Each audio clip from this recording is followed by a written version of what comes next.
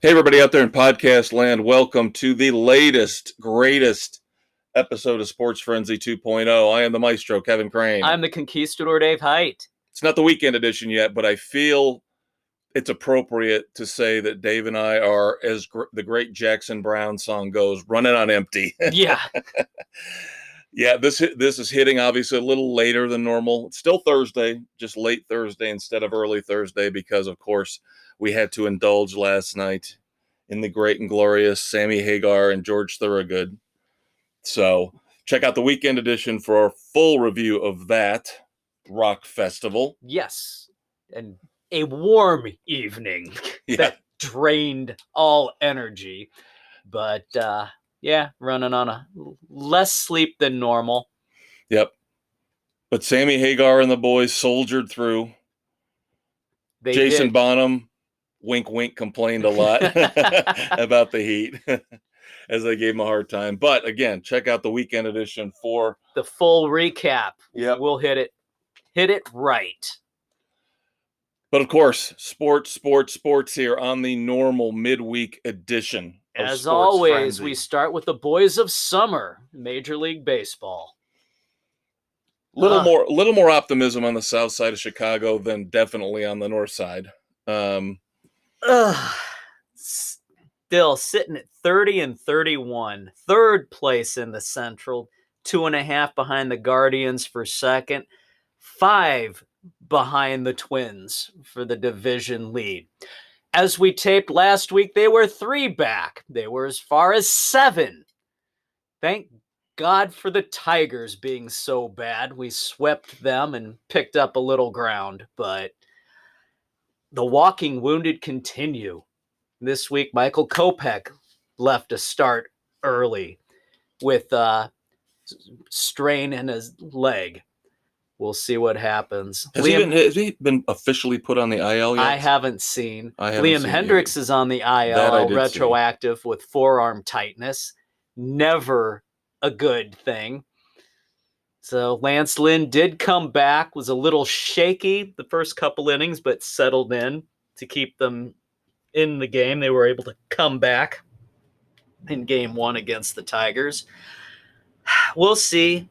Tim Anderson's rehabbing at Charlotte now, getting some playing time in. And Eloy is scheduled to start his second attempt at rehabbing that hamstring that was surgically repaired. So I guess if we stay close, we'll see. But now, let me ask you this. Who takes over as a closer with Hendricks on the IL? I don't know. I would imagine it would go to Graveman by default. He has a little bit of experience with the Red Sox doing that? Yeah. So we'll see where we wind up, but treading water at this point. And then we have an idiot for a manager that we all know. Yeah. Late last week, oh God, you had the chance of fire Tony from the White Sox faithful. You had the intentional base on balls that everybody across the country, all the baseball fans were talking about. Yeah, the count is 1 ball and 2 strikes with 2 out. First base is open. Trey Turner at the plate. Idiot LaRussa decides to walk him. His reasoning? Turner's a great hitter with 2 strikes. No, he's not. Statistically, he is awful. His reasoning, the next guy up isn't so good in the 2-out situation. No, statistically, he is good. Yeah, and that was Max Muncy, I believe. My God, LaRussa had everything backwards. Again, the constant lineup shifts, stupid decisions like that. He should have been gone over the weekend. But Reinsdorf is, I don't know. I'll tell you what, there would have been a lot. It's frustrating. A lot of money could have been made. It hasn't happened yet. Like you said, it came close. If somebody had been able to bet at the beginning of the season who are going to be the first 3 managers fired, and you said Girardi, Madden, and LaRussa, the odds on that would have been astronomical if there was any kind of a a bet you could put money down on like that. Yeah, but no, Tony's decisions continue to be questionable, especially some pitching decisions of late. When he pulls guys, when he leaves them in too long, I don't know. Senility or too much wine is getting the better of him. Just don't drink and drive, kids. You too, Tony. God, put some pants on, damn it. And I'll tell you what, this is turning out to be a unique season in that it seems like we definitely have the haves and the have-nots, but there's a lot of streaking going on this year. I mean, huge, long winning, losing streaks. Oh, for sure. Of course, the Cubs are on the wrong end of that statistic as they today just lost their 10th straight, swept by the Padres. They are now 23-40, tied with the Reds. Remember the Reds, kids? Remember how abysmal the Reds were the first month of the season? Well, looky. Here they come. The Reds and the Cubs are both 23-40. 13 behind the St. Louis Cardinals. The Reds threatening to overtake the Cubs climbing out of the cellar of the Central. Yep, Cubs are only a couple games removed from being the worst team in baseball. They've got to, well, it wouldn't be leapfrogging. That would imply a positive movement. So backsliding over the Nationals and the A's and the Royals, I think, are the two fighting for the worst right now. So the Cubs are in contention for that. I want them to fail so miserably. I want them to be so bad that even though they signed Ross to that extension, I want them to fire him. But, of course, what's going to happen is what I don't want to happen. They're going to trade Contreras. They're going to trade Hendricks. They'll trade Robertson. They'll trade anybody on that lineup with any shred of value. Oh, it's a rebuild. Remember how well the last rebuild went? The problem is they shouldn't have been in a rebuild mode at this point. They were supposed to have continued, but Ricketts went cheap. Didn't want to pay anybody. He's too worried about amassing money for his soccer run to try to get Chelsea. Failed miserably. Had to shell out all that money for Marquee to get that started up. That's not bringing things in everybody, the way they expected. You people know how I feel about the Marquee Network. Screw the Marquee Network. Been a diehard Cubs fan since the mid-'70s. I will not bow down and get Comcast just so I can get the Marquee Network. You won't negotiate with any of the streamers. You won't put it on YouTube TV or Hulu plus Live TV. Screw you. Screw you, Sinclair. And then, of course, we talked about the rumors that they're going to put it out there for $18 to $20 a month. Ridiculous. If you want to have it as a standalone. Bite my balls. Streaking again. This time in a positive manner. Despite the fact that their stud second baseman, Ozzie Albies, broke his foot. I think Albies is second or third. Yeah, I don't remember. They are on a 14-game win streak right now. They have gotten within 5 games of the Mets, when just 2 or 3 weeks ago, the Mets looked like they were checking untouchable. And the thing is, the Mets have not been playing awful baseball. No, they haven't. They've been playing the type of ball they should be playing. It's just Atlanta has gotten super hot. Yep. Yeah, the Mets had a West Coast swing where I think they played 500, and that's about what you would expect from a good team. Right. On the road, on the West Coast with all the travel. But yeah, Atlanta is just, and they're the defending world champions. So you would expect them to start to put up some numbers. They're balancing out a bad start with now a huge run. And the Phillies are playing well ever since they dumped Girardi. Yeah. New message in the clubhouse. Changes the energy. Yep. Reinsdorf, pay attention. Well, it hasn't worked real well for the Angels. Firing Madden didn't seem to jolt or wake up anybody there. Yeah, well, the Angels are have issues of their own and always have had. They almost got no hit last night. Yeah, they just imploded badly. So sometimes the new voice works, sometimes it doesn't. Then finally, unless Dave has something to add, the only other little nugget I've got from baseball this week is last night, Major League Baseball record was set by the Houston Astros. First team ever to have two pitchers throw, I believe it was two different pitchers, throw back to back 2 immaculate innings in the same game. I don't know. Fine. Whatever. I think they're grasping at straws on that one. Well, this immaculate inning thing has really been all the rage the last few years. You know why? Because of the stat geeks. Well, and because the hitters suck right now. They strike out all the time. So is it really shocking to have a 9-pitch, 9-strike, 3-whiff inning anymore? No, not really. I don't think so either. No, it's nobody tries to make contact to get a base hit. Everybody's swinging for the fences. Absolute crap. And I'm starting to hear people push back finally. People in the sports media are getting sick to death of exit velocity. Oh my God. They're saying, do we have to hear exit velocity every time somebody hits a home run? Do we have to hear launch angle every time something's hit? No, we don't. That's what's killing the offensive game. Hopefully the White Sox turn it around so one of us has some semblance of hope going into the second half of the baseball season. Yeah. The only other thing I've got, Manfred has come out and put Major League Baseball stance out there. The A's and the Rays need to have new ballparks, and relocation is not off the table.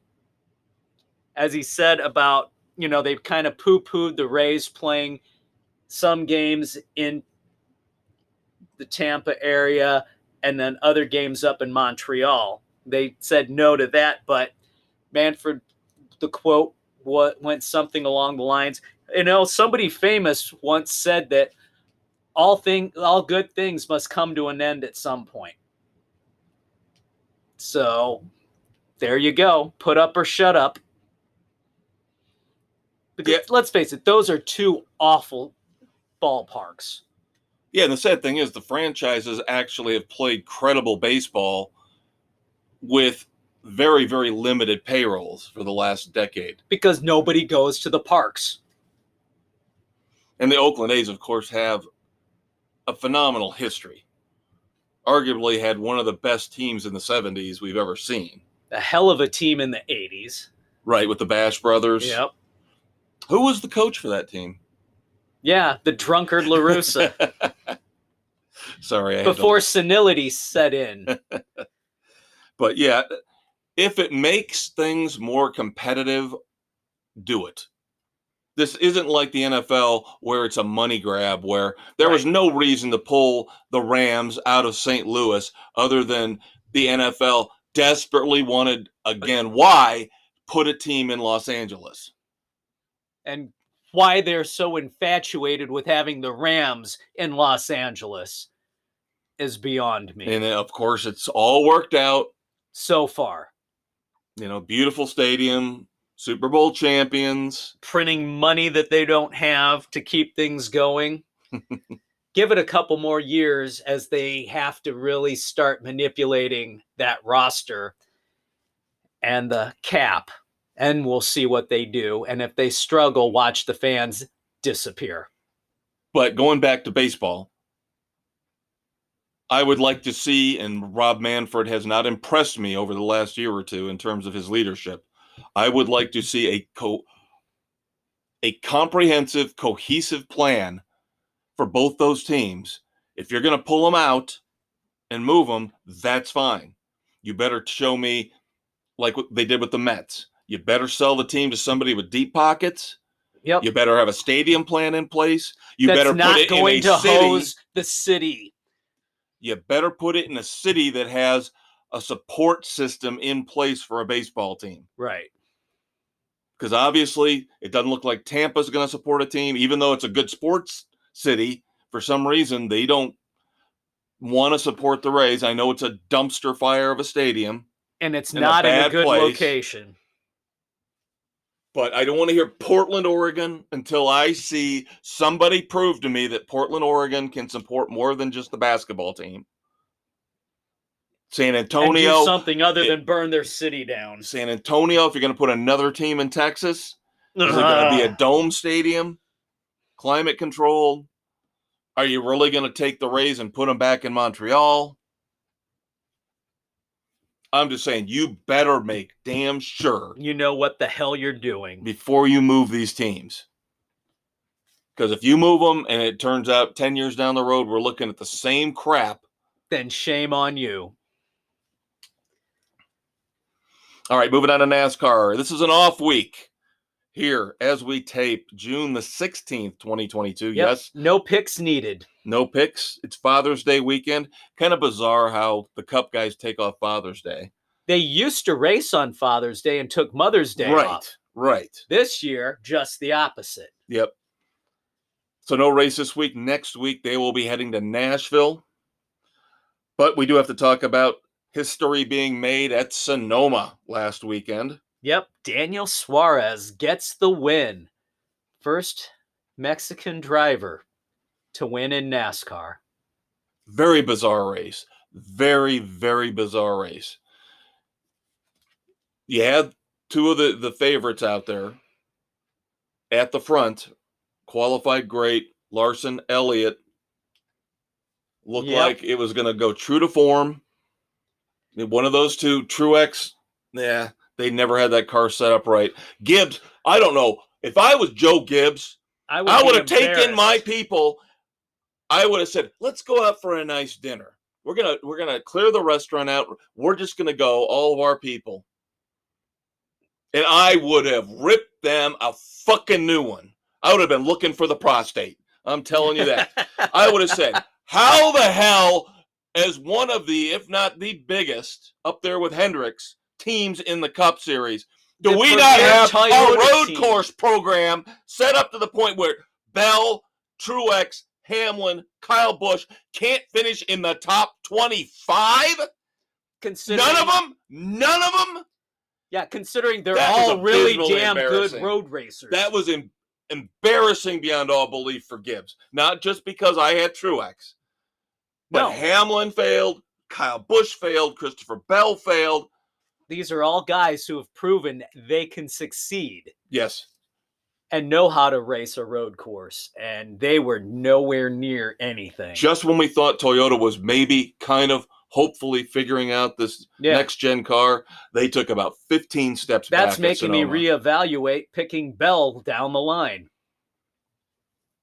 And I could tell. I watched some of the qualifying, some of the practice the day before, and Truex just sounded like he had no confidence at all in his car. None. He and Hamlin both had trouble spinning out, burning up their tires in qualifying and in practice. And I was just like, oh, God. It's going to be abysmal. God. But then, flash forward to the race, Hendricks doesn't have much better luck in the race as Kyle Larson loses a tire.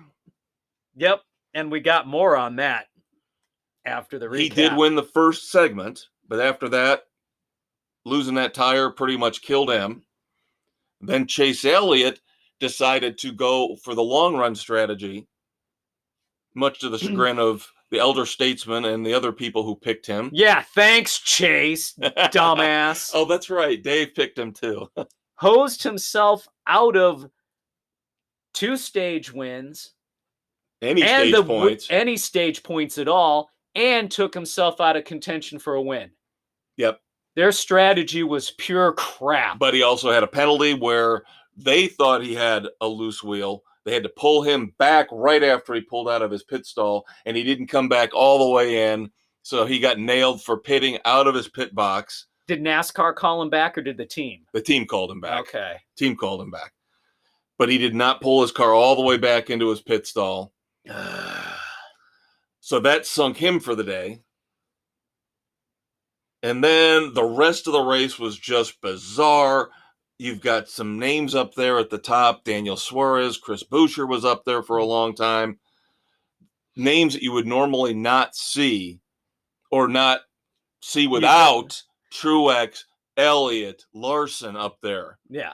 No, it was just a complete cluster. Yeah, the big name road course drivers were not a factor here after the first half of the race. No, not at all. So congrats to Daniel Suarez. I have to admit, good for them. Next to the watermelon celebration from Ross Chastain, I kind of like the taco piñata. That was kind of cool. I was wondering what the hell he was pushing around with his car when he was doing his burnouts. Yeah. And then, no, there's a taco piñata. Kind of cool. Yep. So, and then you've got, with that loose wheel, Larson's crew chief, Cliff Davies, along with the 2 crew members who were involved with it, are suspended now for the next 4 races. Yep. And Hendricks is not going to appeal it. Obviously, the appeals have not worked, so why even bother? Just get it over with. NASCAR said at the beginning of the season they were going to be very adamant about how you handled this car, and if you screwed up with it, it was going to be really hard to overturn a penalty. Yep. So I get Cliff Daniels getting suspended for 4. I guess my question is, why 2 crew members? They were the ones who probably the Jackman and the tire. I thought it would be the tire changer, but not necessarily the Jackman. So I don't know, or it was the tire guy and whoever was supposed to catch the tire. So I was kind of shocked to see it was 2 crew members and not just 1. So and then Ricky Ware Racing docked 20 points because they failed pre-qualifying inspection 4 times in a row. So they got shuffled back to the back to start the race, and that kind of kills them from anything. And again, NASCAR said, don't mess with the car. Make sure it is within specs. Yep. And then COO Steve O'Donnell had a little press conference thing talking about the future of practice and qualifying, saying, all the fans were thrilled with the racing, how good the racing was when there was no practice. Because everybody was trying to adjust, and it was more interesting to see the guys out there not having everything dialed in. They had to adjust on the fly, and things changed around a lot more, which it did. It was more but I've heard the drivers say the exact opposite. The drivers did not like it. Boo hoo hoo, if you're so damn good. But they're trying to find a happy balance because they're not going to go 2 to 3 practices a weekend.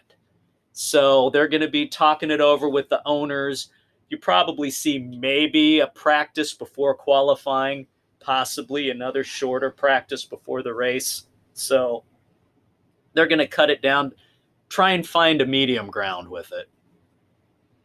Yeah, I don't think they need to have multiple practices. I'm fine with what they've been doing right now, where they do the practice right before qualifying. Yeah. But what I'm thinking of, business-wise, is you need to give your broadcast partners that content. That's an extra hour or 2 that they can throw on FS1 or Peacock or whatever, USA, wherever it might go.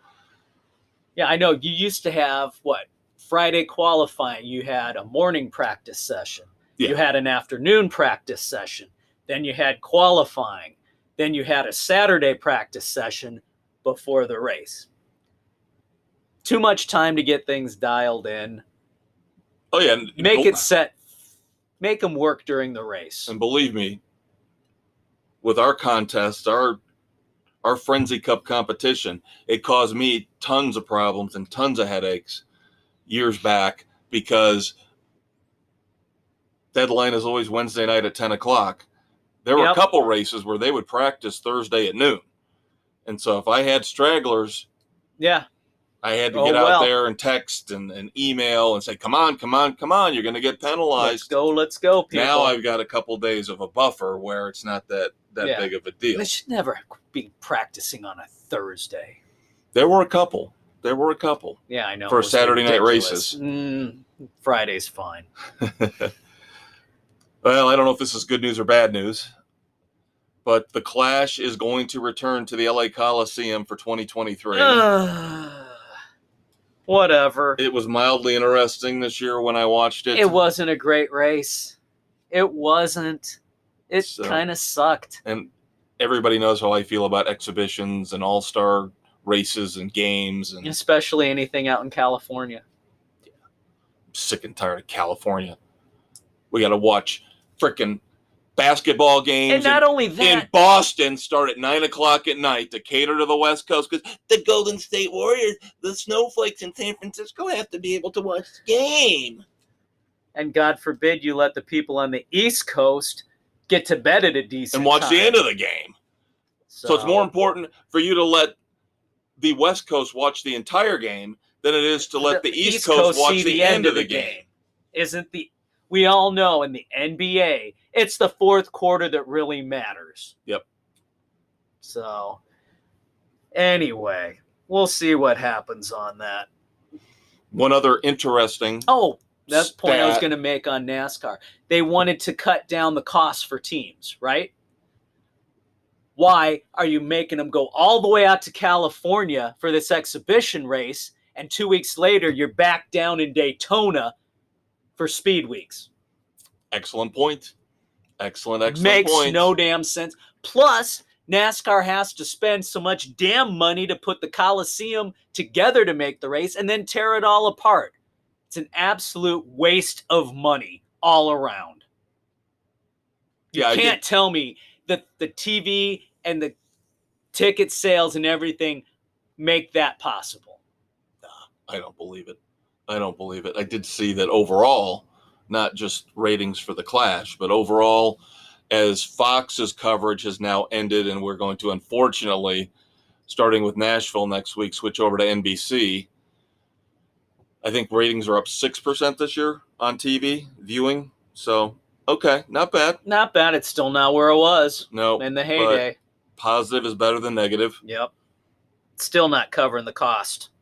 And then one final interesting stat to wrap up NASCAR here, and then our next segment will be NFL, NBA, and NHL. Through 15 races, okay, obviously this did not count Sonoma, cautions were up 72.7% compared to 2021. Oof. Lots of spin outs with There's a lot of spin outs with the new car, a lot of tire issues with the new car, tires coming off because of the new lugs breaking or whatnot. And again, we talked about this ad nauseum. Single lug was supposed to make this easier. Wasn't supposed to cause all these problems. No, and we've talked about it. Single lugs have been around forever in Formula One, in IMSA, in IndyCar. They've used it for decades. Why did it not translate over seamlessly? There's no excuse. None whatsoever. Poor engineering by the geniuses in the NASCAR R&D department who put this thing together. And then finally, we covered it last year. As I mentioned, we're taping here Thursday the 16th, 2 days from now, Saturday night, June the 18th. Do not miss out on the debut of the 2022 season for SRX. CBS, 8 o'clock Eastern. Yep, and we, of course, will cover the first race in all its glory here on Sports Frenzy next week. So much fun. Yeah, you're missing out, kids. It is very entertaining. We'll be right back. Like I said, NFL, NBA, and hockey for you. So stay tuned. Hang with us. We're not fading yet. We're hanging in there. So far, so good. Drinking beer, not coffee, not helping, but it helps us. We'll be right back. This episode of Sports Frenzy 2.0 is brought to you by the Bills Mafia Marital Aid Company. Because when you are down and out, we'll bring you back up and in the game. Sports Frenzy 2.0. on Spotify, Anchor, Google, Radio Public, Pocket Cast, Breaker, Apple, Overcast, Castbox, and Stitcher. Hey kids, it's June 16th. Actually, the day it's supposed to come out, we're recording.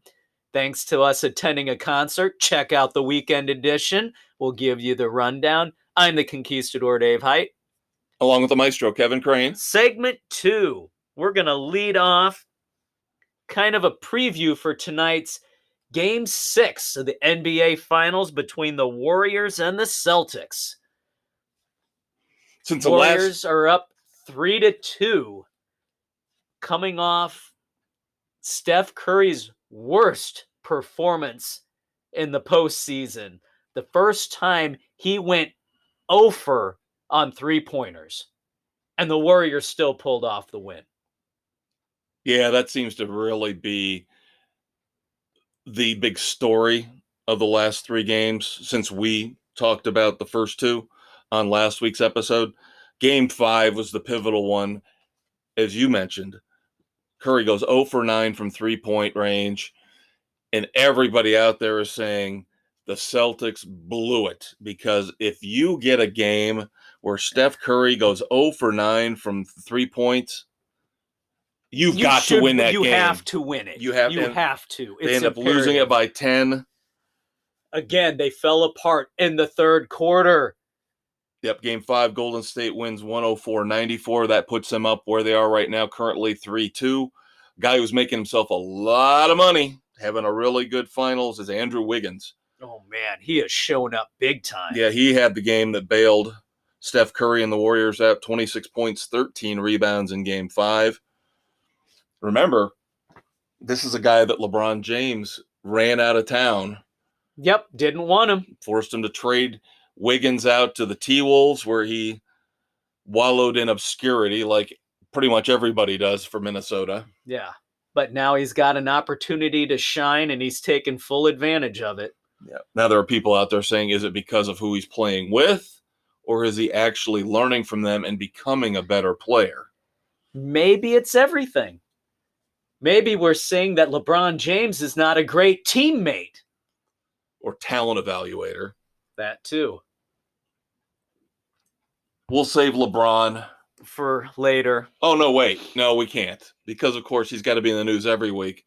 Because Mr. Billionaire, one of only three sports figures now, because Tiger Woods couldn't stand the fact that it was Michael Jordan and LeBron James. So a couple days after LeBron joined the Billionaires Club with MJ, Tiger Woods, no, I'm a billionaire now too. Look at me. So there's 3 of us now. I'm in.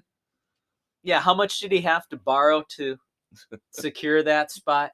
Yeah, I'm surprised he didn't join the Live Tour to make sure he made it. No kidding. But of course, we can't talk about the fact that Tiger Woods has already taken tons of money from the Saudis on a lot of exhibition tournaments in Dubai. Most of his money was made playing over in Saudi Arabia on the exhibition matches that he participated in. Yeah, and we'll get to golf. He played in those instead of the smaller PGA events. That's true. And nobody said anything to him about it. Why is it such a big deal now? Yeah, and we'll talk about all the golf stuff. It's still going strong. There's still a lot of hatred and vitriol and controversy going on. Plenty to talk about in golf. We'll get to that. But billionaire LeBron James has now come out and said he wants to be the owner of the team when the NBA puts one in Las Vegas. Okay. I just don't like LeBron James becoming this powerful when it comes to the league. Because we also know that he's still talking about, I'm going to get myself on a team and I'm going to force them to draft my son, Bronny, so we can play together. Maybe this is his way to do it, buying a team. Yeah, I know. MJ played for the Wizards, right? Yeah, when he got an ownership stake. Yeah. How did that work out for him? Yeah, not very well. Going back to the finals. Of course, Boston won game 3, 116-100. That's when it looked like the Celtics might actually have a shot at winning this thing.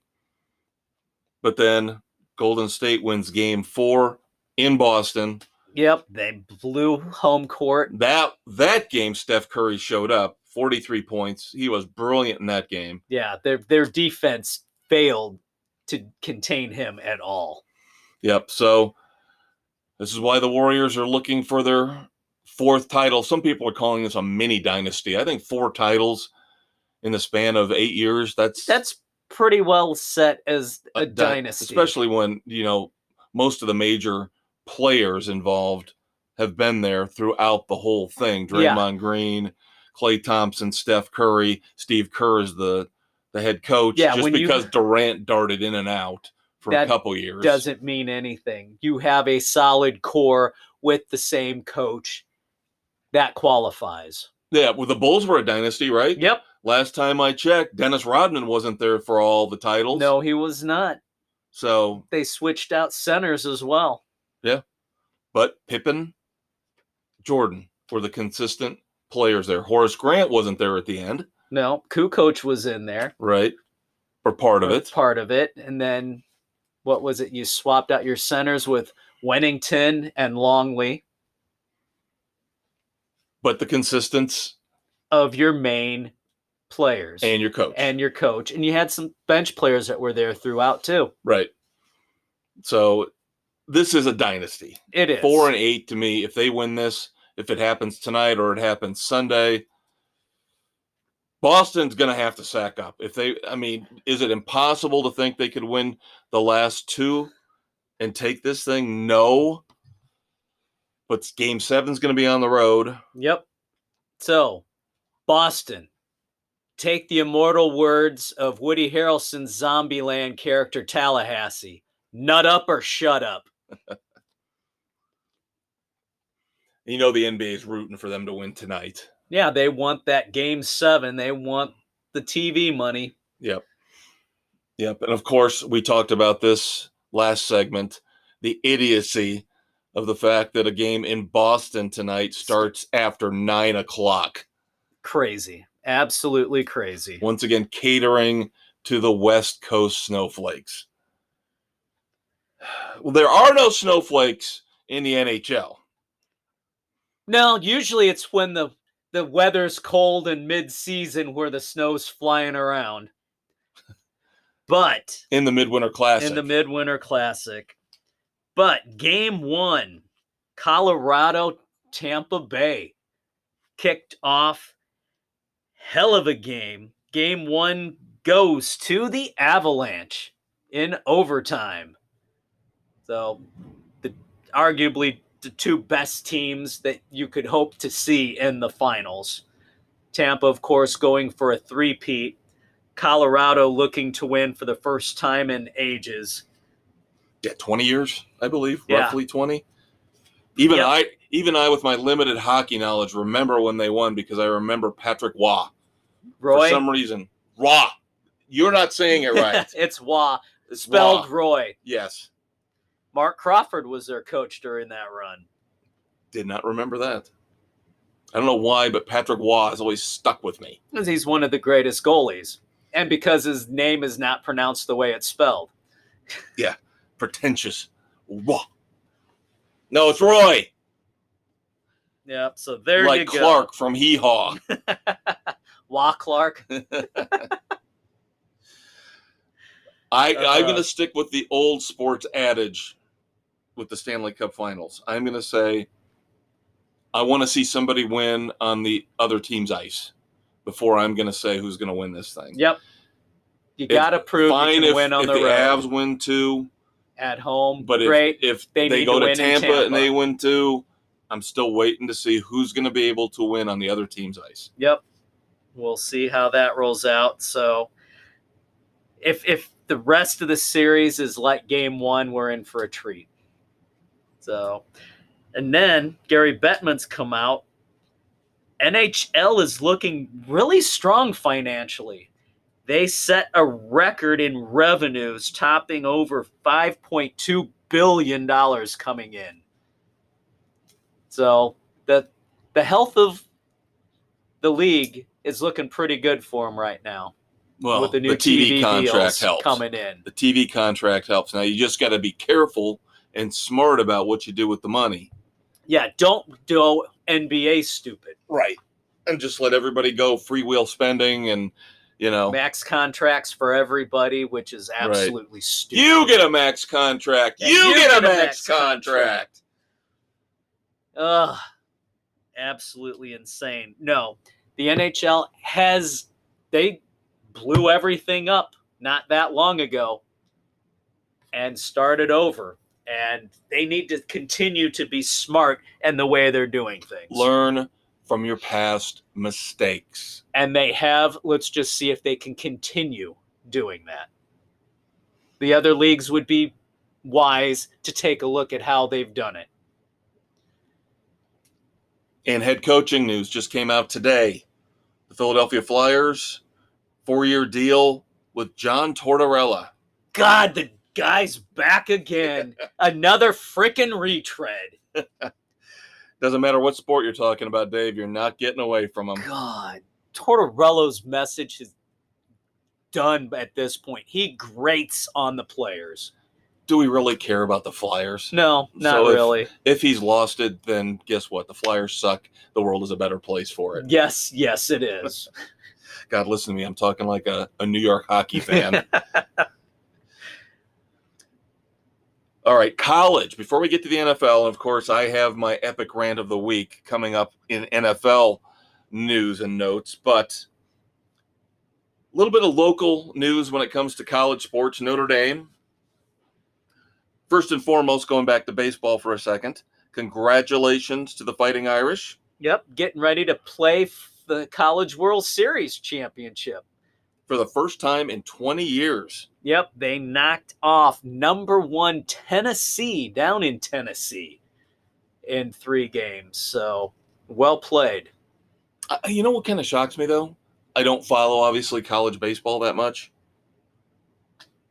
I think I saw this is only the 3rd time Notre Dame's ever made the College World Series. Yeah.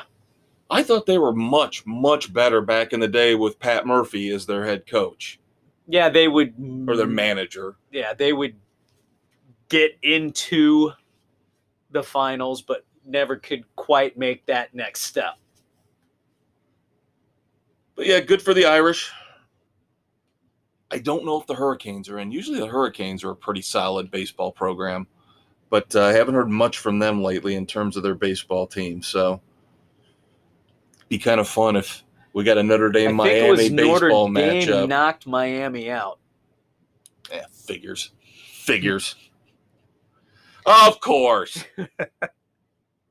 Switching over to Notre Dame football.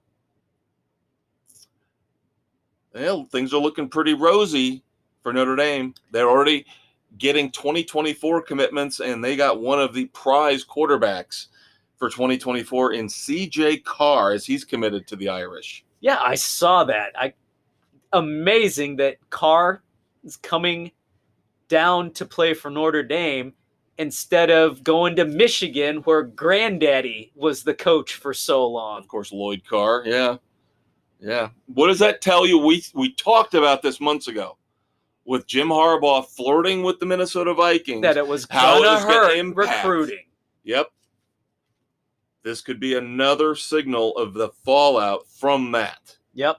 When you lose out on a big standout quarterback that early, that's saying something. Then finally in college football, before we move on to the pros, I don't have all the teams because there's like 10 or 11 teams involved in this whole deal. But the move in the American Athletic Conference to set up their realignment for 2023 now is set. So we're only going to have to deal with one more year of chaos before the American Athletic Conference loses Cincinnati, Houston, and UCF as they go to the Big 12.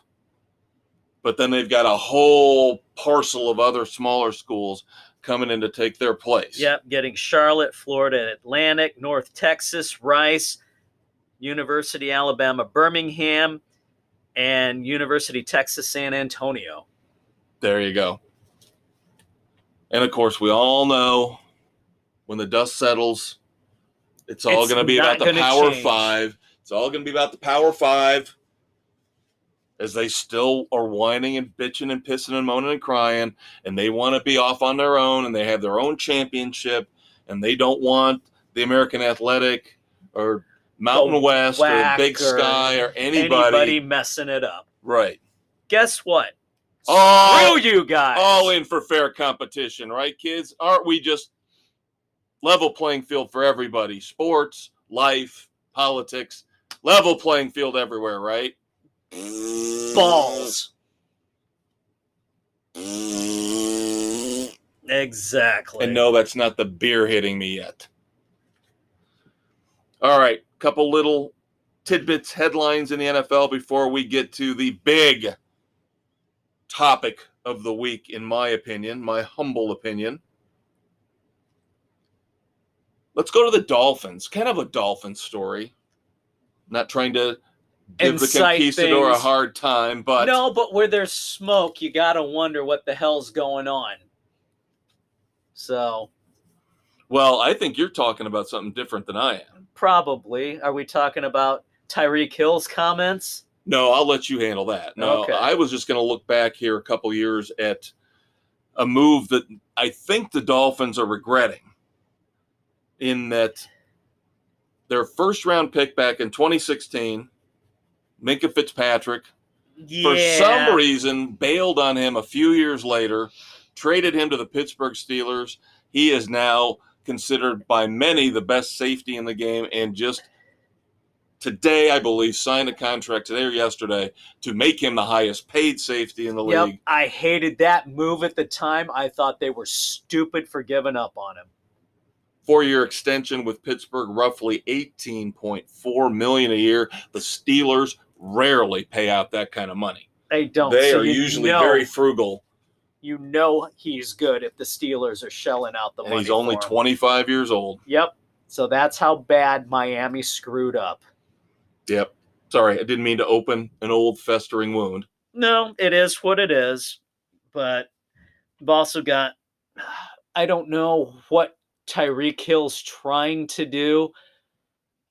If he's trying to ingratiate himself in Miami, but kind of talking trash about the Chiefs, thinking that they're going to be lost without him there as the outlet receiver, that they underutilized him last year, which, he was on your fantasy team. He was, and he was underutilized a lot. And I watched a number of the games where he had awful numbers. They just didn't go to him. He was open, and they just weren't throwing to him. So he's kind of has a little bit to talk about there, but I don't know. A lot of teams are going to have to deal with this, and now it's coming to roost for the Chiefs. Now that Patrick Mahomes' big mega deal is kicking in, they can't shell out the money to keep everyone. They have to find the second tier and the third tier receivers, because you can't sign a Tyreek Hill when you're giving Patrick Mahomes $50 million. We've seen this happen with the Ravens, with Joe Flacco back in the day. Yep. Now Baltimore again is faced with the decision of what are we going to do in the last year of his rookie deal with Lamar Jackson. Yeah, is Jackson going to step up and show significant improvement? Cliff Kingsbury's out there in Arizona praying, literally, I think that was the quote, praying for a new deal for Kyler Murray. I'd rather give Lamar Jackson the money than Kyler Murray. At least Lamar Jackson, the team's competitive every year. He can win a game on his own, and he's an MVP, former MVP. Kyler Murray hasn't shown me that much. Anything. When the game is on the line, he kind of disappears. He embarrassed himself last year in the playoffs against the Rams. Embarrassed himself. If anybody needs to prove himself, we talk about Baker Mayfield going to have to do it. It's Kyler Murray. Kyler Murray's got to do it. Absolutely has to show up for once. Of course, there are 2 more lawsuits added to the growing pile against Deshaun Watson. Yep, 26. And they're expecting you could start seeing a couple more coming along. Now, as more are coming forward, maybe it'll open the door. And the lead detective's testimony from the grand jury has come out saying that there were 3 points in the criminal investigation where criminal charges should have been brought, but the prosecutor refused to. And then you've got Rusty Hardin and his assistant, Graham, whoever the hell it is, during that grand jury saying, well, the police should be investigating the accusers. Basically saying the women are lying, that anybody who accuses somebody of sexual assault shouldn't be believed. Absolute bullshit. Trying to make it a he said, she said. Absolute bullshit by Rusty Hardin. He should be taken out and shot for those comments. And we talked about this. I don't know if we talked about it on the podcast last week, but we've talked about this in the past off mic. For all the ranting and railing we do against the PC culture, the cancel culture out there in the world nowadays, this is the one time where I want the hashtag #MeToo movement to step up and do. This is the time you need to shine and put your pressure on Deshaun Watson, Rusty Hardin, and get the the NFL situation resolved. Where are these Hollywood leading ladies who led the charge against Weinstein? Rose McGowan, Alyssa Milano. Where the hell are you now? This is the exact thing you should be sticking up for right now to continue your cause. And you are completely bailing and failing these women who you are supposed to be supporting and have fought for during the previous few years. Well said, Conquistador. Now, unfortunately, for the rest of this segment, we have to spend time talking about the dumpster fire out there on the East Coast known as the Washington Commanders. God. First off, in football business news, yet another prima donna wide receiver holding out, Terry McLaurin now, becomes the latest wide receiver to think he's all that in a bag of chips. So now, sorry, dude, what have you actually done? Is he even a top 10 receiver in the league? No. Yet he's going to want, what, the $20 million all these guys are getting now? Yeah. He wants Cooper Kupp money. He wants Devontae Adams money. You can't carry their jockstrap at this point. Prove you're worth it. You haven't to this point. Now, I will say this. He's probably pushing right now to get this extension because he realizes when he's got to get the ball from Carson Wentz this year, there's no way. It ain't going to happen. His numbers are going to plummet. It ain't going to happen. But now, unfortunately, the other news following up from last week, two guys I really respected and admired. I've lost a lot of respect for both of them, one more so than the other. Of course, Jack Del Rio, number one. We mentioned last week his tweet talking about the riots, Portland, Seattle, Minnesota, St. Louis, asking why there wasn't more of an investigation into those as everybody's freaking out about January the 6th. Now, he did make a mistake calling it a dust-up, but I don't think that's an egregious offense. It's not an egregious offense. To the point where the Washington Commanders specifically, and this is the guy who disappoints me even more than Jack Del Rio for apologizing for what he said, because I don't think he said anything wrong, and we've talked about this over the past few weeks. Stop apologizing for what you say. Nobody else does. Stand by your words. Stick to your guns. We all admired Ron Rivera, the head coach of the Washington Commanders, when he fought and beat cancer. It was a great story, a feel-good story. Again, wallowing in that cesspool that Dan Snyder has created out in Washington, Washington, D.C. And now, I hate to say it as harshly as this, but this is the only thought that I've been able to come up with over the last few days when I found out that Ron Rivera was the one that spearheaded this. You went to all that energy, all that time, all that effort. You dug down deep and you beat cancer. You bought yourself more time on this earth, and you're going to fuck it up by becoming one of the lemmings, becoming one of the PC asswipes by pulling this shit, fining Jack Del Rio $100,000 because it's not a free speech issue. It's about dividing the locker room. No, bullshit. It is a free speech issue because you're saying, by doing this, you're saying that they, being the players, have right to free speech, but your coaches don't.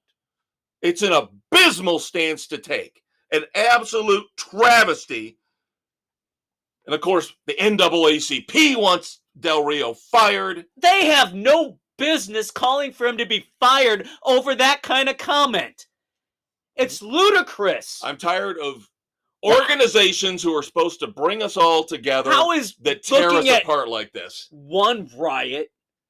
Oh, we have to go after everybody who rioted in D.C. because they're all white, but God forbid all the other cities where maybe the majority were minorities committing even more heinous acts. Really? Come on. It's ridiculous. Well, there are some people outside of us supporting Jack Del Rio. Now, one of them, I don't know how much this helps because he's turned out to be a mediocre head coach in the NFL, and he's an awful head coach in the USFL. But Jeff Fisher actually came out in support of Jack Del Rio, basically ripped Ron Rivera, saying this is not something Rivera should be doing. Yeah, Rivera has no business getting involved in this at all. Now, of course, last week I did quote, and I think we need to acknowledge, and Dave backed me up on this last week, we do need to acknowledge the fact there are some really good journalists out there, whether it's in sports, maybe in news, hard news. Still trying to find some of those, but yeah. Last week I gave praise to Jay Hart from Yahoo Sports. This week, another lead writer from Yahoo Sports, Jay Busby, wrote a great article on this back on June the 15th. Look it up on Yahoo Sports. It's worth your time. I wanted to just read the whole damn thing because it is so eloquent, so well thought out. He's not taking sides. He's trying to put common sense at the forefront. But the one he's quote reporting from this, facts and not opinion. The one quote on this, short, sweet, and to the point, 4 words that should scare everybody when it comes to this situation with the Commanders and Ron Rivera. Punishment only enforces silence. Yep. You are intimidating people into silence. You are punishing people to the point where they're not going to be able to feel like they can speak up. You're killing dissent. And you know, we did this last week. Why can only one side offer an opinion? I said it last week. I'm sure a lot of people got pissed off when I was talking about Sarah Spain and the pride badges and the Tampa Bay Rays. But you know who did this? You know who scared and intimidated people into silence while they tried to get their way and their way only push forth? The fucking Nazis. The fucking communists, the fucking Nazis. The same people that these do-gooders, quote unquote, that push cancel culture and political correctness, the same people, the names that they call the people that try to oppose them and try to stand up against them, those are the names they sling. Yep. When they are actually the ones. Actions. They're hypocrites. They're scumbags, and it's time they got exposed. And I'm not apologizing for using those words because I believe it. I believe it to be true. Everybody has an opportunity to have a discussion. Nobody is fully right. Nobody is fully wrong. You need to discuss things. Tell that to the frickin' people in the Congress and the Senate. Both sides, but one side is even worse than the other, led by Nancy Pelosi and Chuck Schumer. We'll be right back with Dumbasses, fittingly.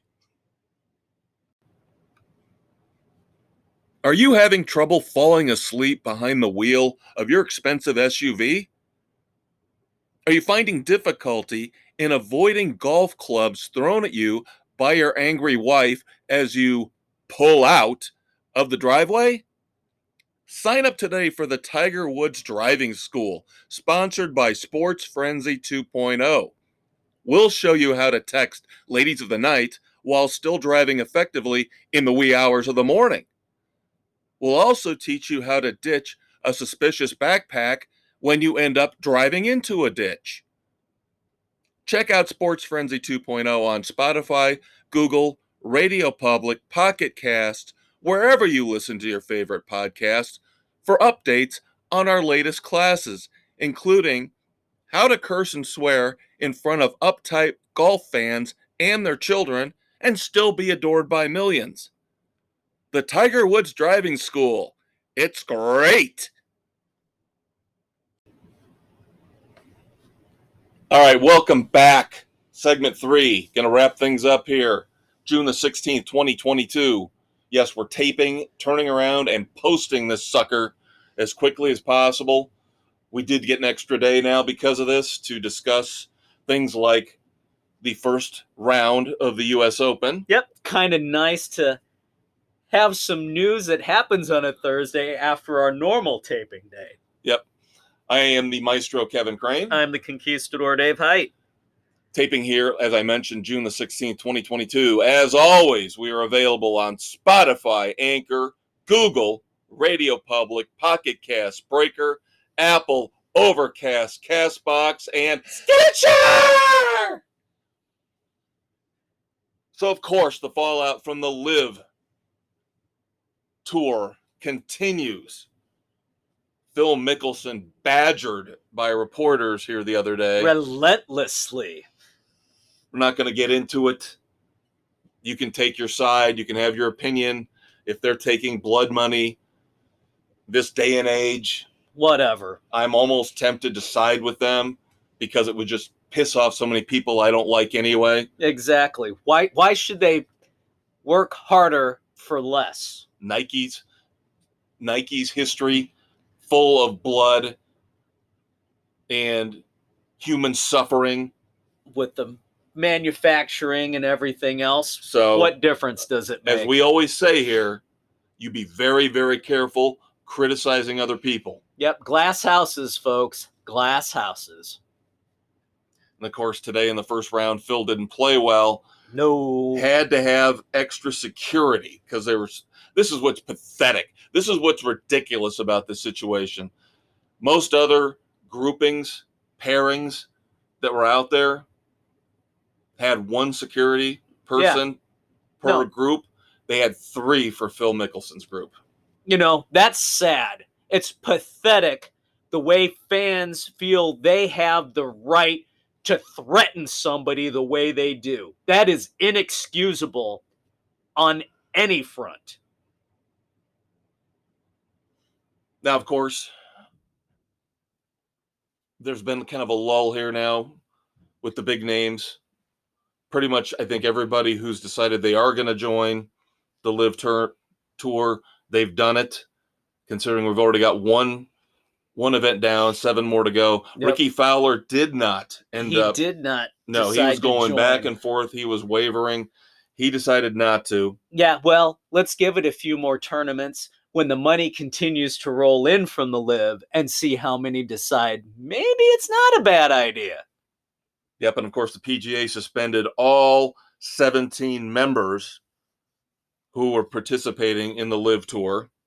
Yep, for many of the regular PGA sanctioned events. Now, the U.S. Open is not.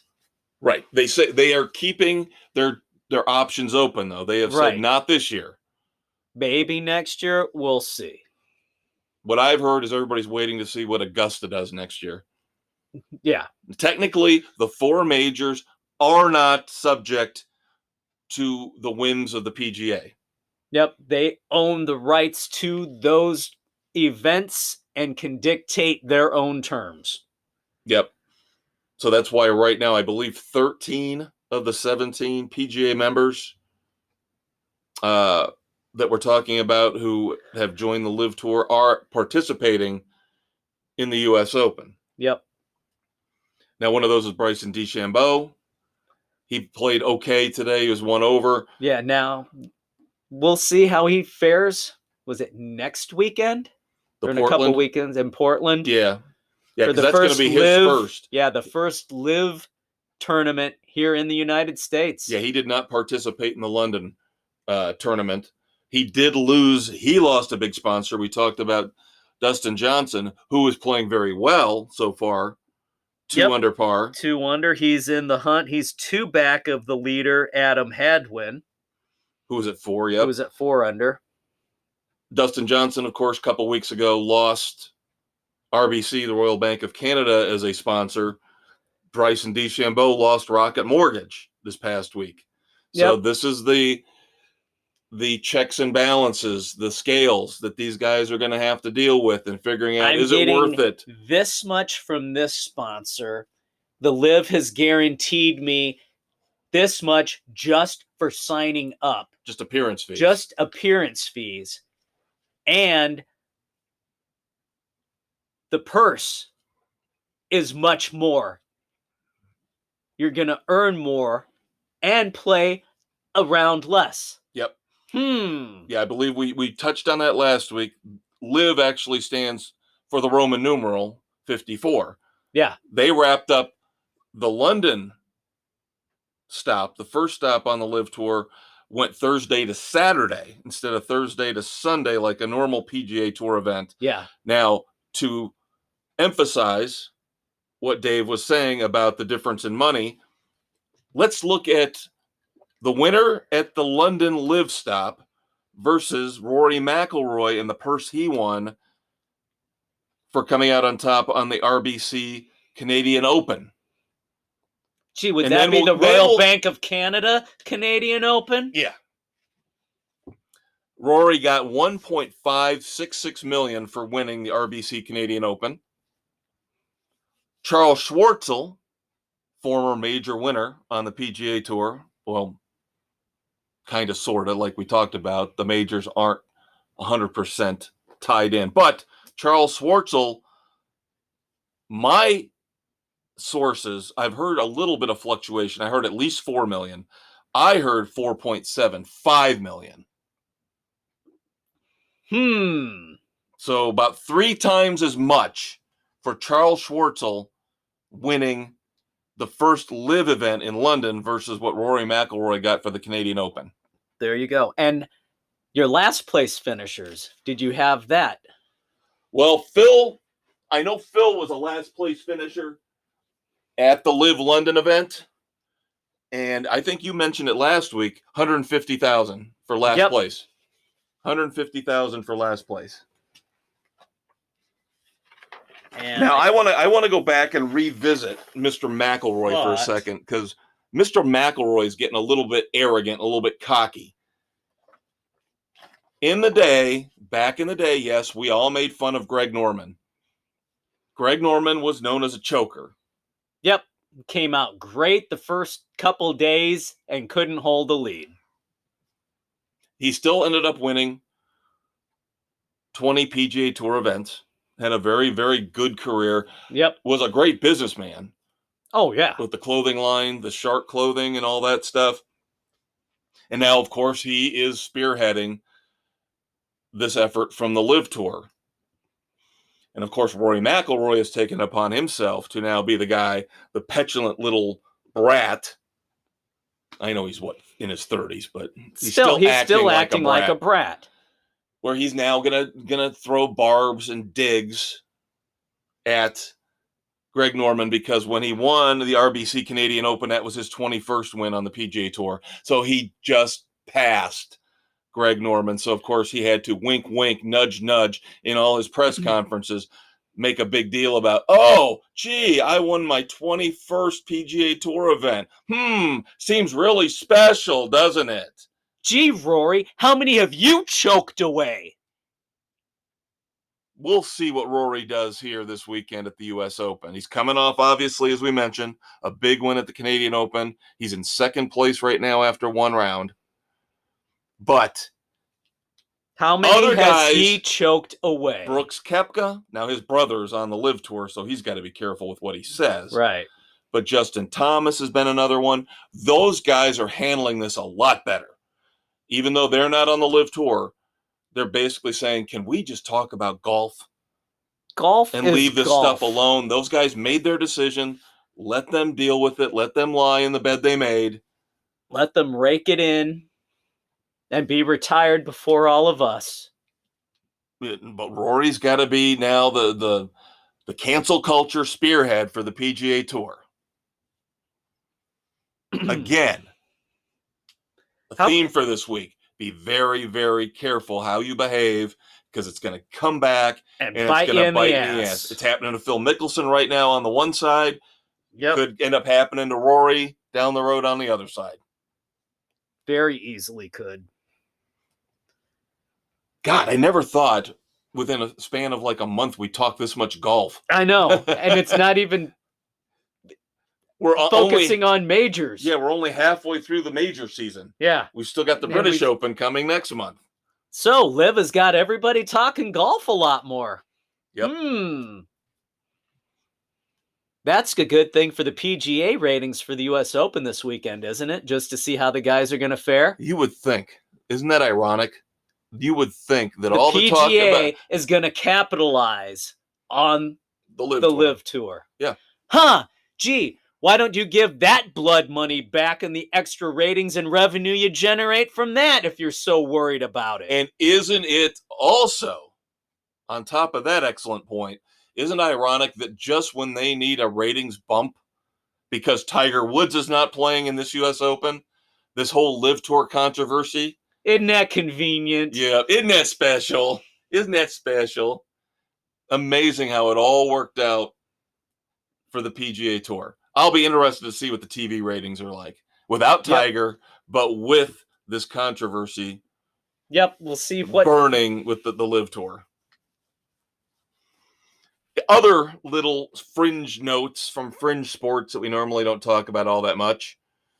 Now, our good buddy, the governor, Doug, wanting the ponies, always wants us to add horse racing to our Penta Frenzy competition, and we always tell him, Doug, shut up and have another beer.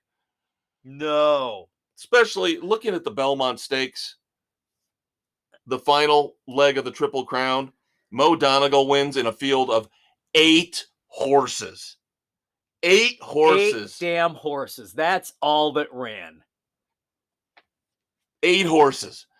Every other sport that we include in our competitions, you're talking about leagues with 30 teams, leagues with 32 teams. NASCAR, 36 field of cars usually. 68 teams in the NCAA tournament. Doug wants us to put horse racing in when we've got Belmont Stakes fields of 8. That's pretty bad. That is pretty bad. Now, as awful, you watched it. You told me this. I've heard this from a lot of other people. As awful as Apple's coverage is of Friday night Major League Baseball. It's abysmal. They are getting even deeper into the sports broadcasting world. Oh, they God. Just struck. Well, it's not anything that's going to affect us. If you haven't heard on Sports Frenzy, kids, you probably haven't because we don't talk about it because as a sport, it sucks balls.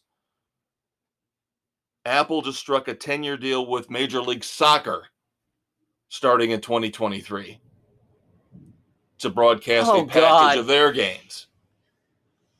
Wow, that's just not the NFL good. Is football. College football is football. You take your football and stick it where the sun doesn't shine because it's boring and it's stupid. Harumph. Harumph. And no, I'm not worried about losing listeners because you shouldn't be listening to us if you want to hear about soccer. Exactly. That's one of the few Find times your I will other say places. you are in the wrong place. Ugh. And we never talk about women's basketball, but I have a story on women's basketball. Oh, God, here we go. I want to bounce this off of you. I want your honest opinion, not us being grumpy, cranky old men. WNBA legend Sue Bird is retiring after this season. Now, kudos to her. She's 41. She's had a hell of a long Pretty much career. a 20-year career, right? So in that respect, I am not bashing her, okay? But I want to explain the differences in some sports to you. You wonder why we don't talk about soccer, because it's boring and stupid. You wonder why we don't talk more about women's sports, because I think this will illustrate. A lot of it is the coverage isn't there, and usually it's one-sided a lot of times because there are so few dominant teams. It's a lot of the few haves and the majority of have-nots. But let's compare basketball to basketball. Professional women's basketball to professional men's basketball. And I'm going to give you Sue Bird's career numbers. All right? And you tell me. She is a 12-time All-Star in the WNBA. She's played her whole career for Seattle. 12-time All-Star. Considered one of the greatest players in WNBA history. Career numbers. 11.9 points a game. 5.6 assists. 2.2 rebounds. That is a bench player in the NBA. Yeah. Those numbers would get you a decent contract, but you'd be riding the pine. Right. That's coming off the bench and helping. You might be the sixth man for a bad team. Yeah. You might be the sixth man for like the Timberwolves. Wow, I would have expected higher career averages. That's what shocked from her. me when I read this article, and I thought, I know Sue Bird. I've seen her on commercials and stuff. Let me read about her career. 11.9, 5.6, 2.2. Oof. Ouch. I would have expected more. I would have expected bigger numbers. Yeah, a lot bigger numbers in that regard. Wow. So now I might have to do a deeper dive to look into the numbers of somebody like a Lisa Leslie or a Candace Parker. Right. Some of the others who are the bigger names. Right. So because this just doesn't sound right. This warrants further investigation. If these are the numbers that get you a 12-time All-Star, and obviously she's going Hall of Fame someday. Yeah. I don't know. That tells me, again, that's not good for the league. The difference between the NBA and the WNBA. Yeah, big time. All right, there are no moments of silence this week, which is always a good thing.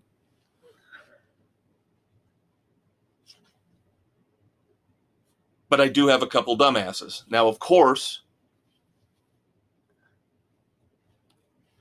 I wanted to put Ron Rivera and the Washington Commanders in here, but I decided I needed a longer platform, a longer time to rant, so we did that earlier. Yep. I don't think we have to play dumbass or not with these. I think these are pretty clear-cut. I'm going to start off with one of your favorite umpires. And this is, again, an example of how political correctness has taken over our society. Dave, who's the most inept umpire in Major League Baseball? Oh, my God. He is the whipping boy for everybody.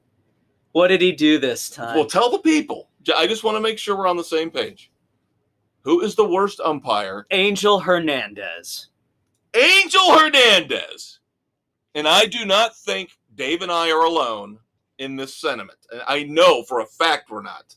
I hear people in national sports media ripping him apart. Angel Hernandez had a lawsuit recently shot down. He is appealing because he was suing Major League Baseball, saying they were altering their evaluations of umpires to hurt minority umpires. He sucks! He's awful! He is trying to cover his own ass because his evaluations probably sucked. Now, we talked about it recently where they actually gave him a good evaluation on a horribly called game. He's turning around now and saying baseball is on purpose downgrading the performances of minority umpires. Angel, have you ever honestly reviewed any of your worst games? Hell, any game you call is a bad game. I don't think you've had a good game. Have you ever looked at the stupid calls you've made? You've obviously not, because you don't learn from your damn mistakes. And again, this is why I say this is dangerous, because this is something I've seen in other areas, other businesses, other walks of life and society, where inept, stupid people who shouldn't have the job will cry racism, sexism, ageism, homophobia, ageism, when the problem isn't the world at large. The problem is them and their performance. They're shitty employees. Angel Hernandez, without a doubt, dumbass. Big time. Hell, we don't even need a reason. He's just a dumbass. I don't think I'm putting him on the plane of doom, though. No, maybe, he doesn't. Maybe right now he's a baggage handler. He's on the ground crew. He's a baggage handler. Yeah. He probably fucked that up too. Yeah. He'd forget to put the right luggage on that needed to be on. How can we go through a month and a half without our buddy Aaron Rodgers or somebody associated with him being a dumbass of the week? He's got a new girlfriend, Aaron does. The witch? Oh, she says she's not a witch. She's a witch. His new girlfriend, Blue, B-L-U, of Earth. Oh, wait. That's what she used to be referred to as. Blue the Earth? Blue of... That's what I heard. It's probably blowing Aaron. But now, she's denied she's a witch. She says, I'm not called Blue of Earth. I'm just called Blue. She needed the money. But little girl Blue. Aaron Rodgers. Who's the dumbass here? I don't know if it's her. Probably Aaron Rodgers. Why does he keep picking these freaky girlfriends? Because he's a freak. Because Shailene Woodley, right, was the one that was telling him to stick hot oil up his ass and candle wax up his nose? Because he's an idiot. He is a true dumbass. And I'm telling you, there are people out there. He's a sucker. There are people out there. I heard a story today. There are people out there who actually say, if you meet the guy, he's actually one of the nicest human beings in the world. Then why does he come off looking like a freak show? I don't know. I can forgive the freaky girlfriend stuff, but when he's so pretentious about I'm a lateral thinker, acting like he's so much, that's not a nice guy. I'm sorry. No, I don't know what kind of encounters these people have had with him, but like you said, when he talks to the media and through them talks to us and talks down to us, he's not a nice guy. No, he's not. No. Finally, gotta love college rivalries and how they can fuck up somebody's life, even in the smallest ways, but important ways. It happens. Zach Collier sang the national anthem at a women's College World Series game and was in line to sing the national anthem at a men's College World Series game. However, he lost the gig for the bigger platform with the men's College World Series because Zach Collier is a graduate of Texas A&M, and he was singing the national anthem at a Texas women's baseball game. So, of course, when he finished up doing the national anthem, he could not resist as he walked off the dais, the platform, did a horns down. Come on. So that seriously? Yeah. Come on. That is ridiculous. That is ridiculous. Way to go, Zach. God. Couldn't restrain yourself. I get the whole rivalry thing. I do. There's a time and place, and that wasn't it.